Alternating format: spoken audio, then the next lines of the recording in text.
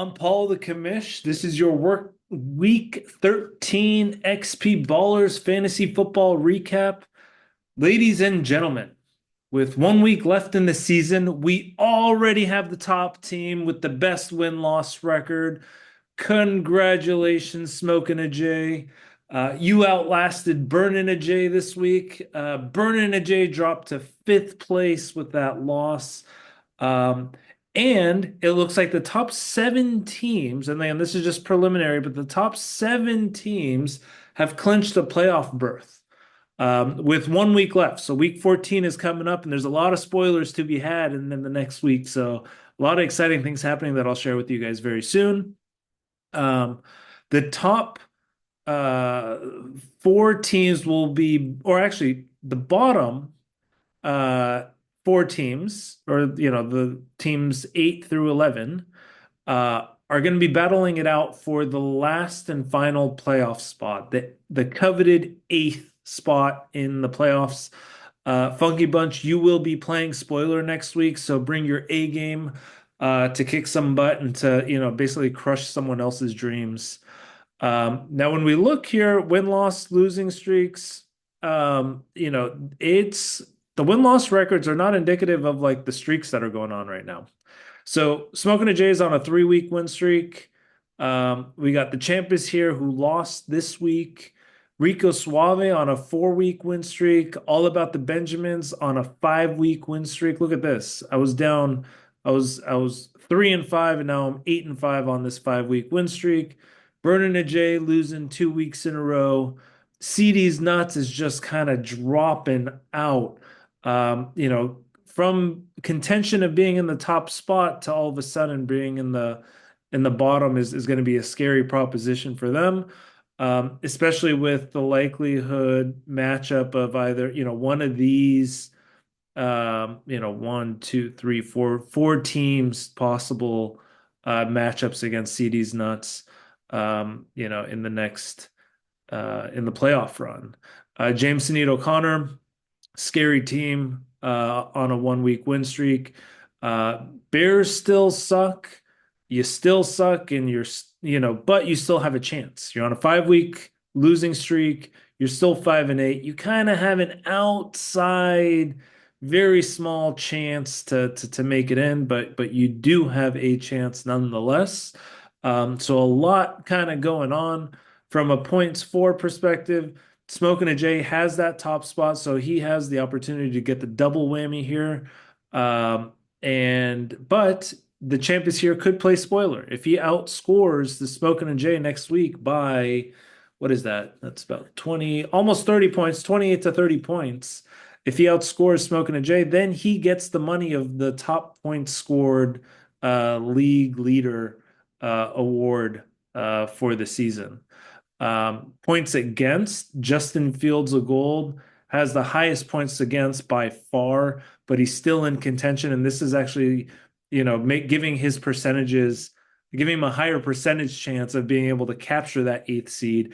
And if he does, this is going to be a scary matchup for the number one seed in the league because Justin Fields of Gold team is not a team to be messed with. He's got the top four points for scored. So this is a crazy good team that just had some bad luck in points against. So Smoking a J, although he's seen early success here, may see some headwinds should Justin Fields of Gold win next week and capture that eighth spot. Let's get into the matchups. All About the Benjamins took care of business this week. Solid performance across the board. We got Nakua, we've got Neighbors, we got Tracy McBride, London, and oh, by the way, I'm McLaughlin. My kicker scored 16 points. Next year, we're going to change up the kicker's point scores because they should never be scoring more than the majority of your team. And that goes across the board. Funky Bunch, good performance, just not good enough. Your wide receiver two and your running back core just didn't deliver for you this week. Hopefully you can take a look and maybe get some inspiration from your bench, or maybe these teams or these players have better games next week for you to play spoiler. Now look at this. Keeping her playoff hopes alive, Stroudy with a chance of beating meatball deep balls gets the MVP of the week with 158 points. This team is hot. McLaurin, Hill, Mixon, Harris, Kelsey, and the Pittsburgh defense. Woo, that's scary. These players rocked it this week. The Bears still suck again. You put up a 100+ point game, but just not good enough. You would not have had a chance against Stroudy. Anyways, you you still have playoff hopes, small margin, but you know what? I'll show the matchups next week, and I think you do have a small percentage chance to be able to make it in should you win. Um, Now, if we look at this matchup, which is also another interesting matchup. James Sinead O'Connor's with 147 points. A monster performance of Brock Bowers, Bijan Robinson, and oh, by the way, the epic comeback of Mr. Mike Evans at 25 points. Great job there. The Choo Choo Train put up a fight, 128 points. That would have beat 7 other teams this week. It's just luck of the draw of who you face up in that matchup of the week.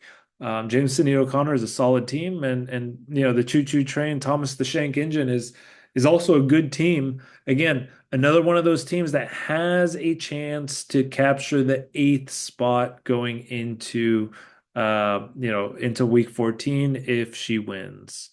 Now, if we look at Justin Fields of goal, just again powering through the season, most points scored against. But again, 4th highest total points scored for. So again, really good team battling it out for that 8th spot. CD's nuts is just dropping, but by the skin of their teeth, they're making the playoffs. So it's this team, uh, could be considered the easy team in the in the playoffs. But again, we've seen in prior weeks, CD's nuts can actually have epic games.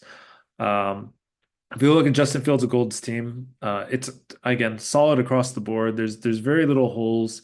This George Kittle hiccup. The weather was bad. Brock Purdy was hurt. There just wasn't that much going on for San Francisco in last night's game. But other than that, great, great, great game. Rico, okay. This was the matchup of the week. Let's kind of get into this. So, upset city, Rico Suave Dowdle won on a play where Josh Allen got credit for 2 touchdowns on the same play.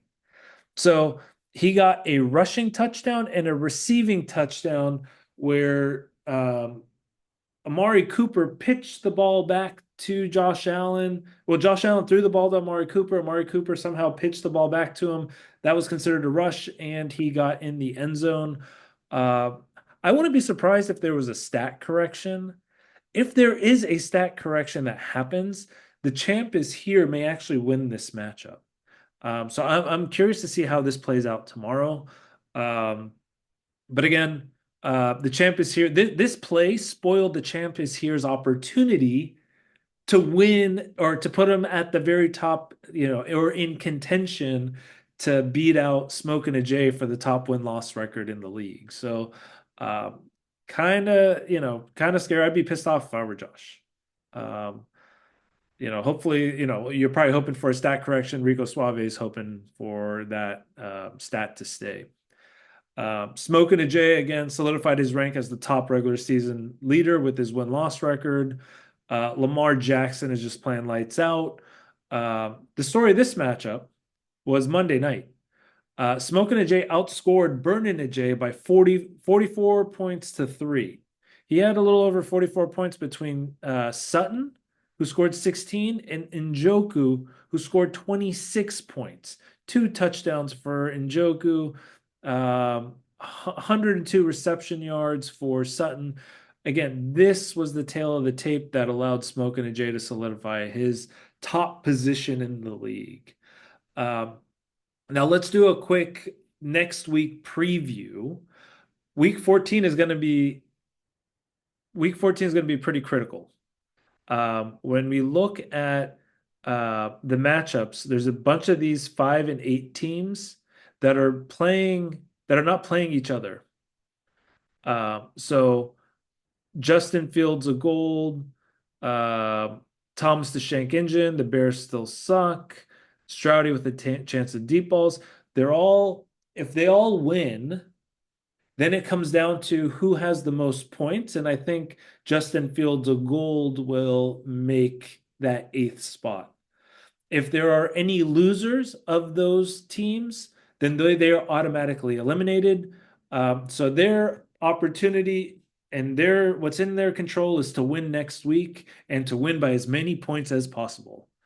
So again, exciting next week. Let's kind of enjoy it, keep the waiver wires active, and let's have fun with this. Take care, everyone. Have a great week.